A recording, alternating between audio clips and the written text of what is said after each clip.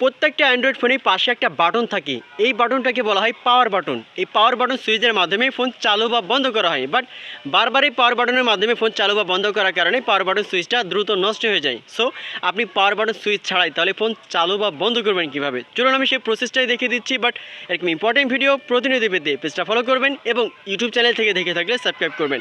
আর ভিডিওটি ভালো লাগলে অবশ্যই আপনার টাইমলাইনে শেয়ার করে রাখবেন। তো চলুন তাহলে মূল ভিডিওটি দেখে নেওয়া যাক। তো ফার্স্টে আপনার ফোনে যে সেটিংস আছে এটা জাস্ট ওপেন করবেন, তারপরে নিচের দিকে খুঁজে বের করবেন যে স্পেশাল ফাংশন নামের কোনো অপশন আছে কিনা। যদি থাকে এখানে জাস্ট ওপেন করবেন। ওপেন করার পরে মাঝখানে দেখেন অ্যাকশন এন্ড জেস্টার লেখা আছে, এই অপশনটা জাস্ট ক্লিক করবেন। যদি খুঁজে না পান সার্চ বারে এসে আপনি সার্চ করবেন, যাদের ফোনে আছে এটা শুধুমাত্র তারাই কাজটা করতে পারবেন। তো এখানে আমি ক্লিক করলাম, তারপরে দেখেন উপরে লেখা আছে ট্যাপিং উইক, এখানে জাস্ট আপনি ক্লিক করবেন। ক্লিক করার পরে একটা অ্যানিমেশন ভিডিও দেওয়া আছে, উপরের দিকে দেখেন এটা অফ করা আছে, এটা জাস্ট আপনি অন করে দেবেন। এখন থেকে পাওয়ার বাটন সুইচ ছাড়াই আপনার ফোনে জাস্ট ডাবল টাচ করলে অফ হবে, আবার ডাবল টাচ করলে বন্ধ হয়ে যাবে। সেইভাবে খুব সহজে আপনি পাওয়ার বাটন সুইচ ছাড়া ফোন বন্ধ বা চালু করতে পারবেন।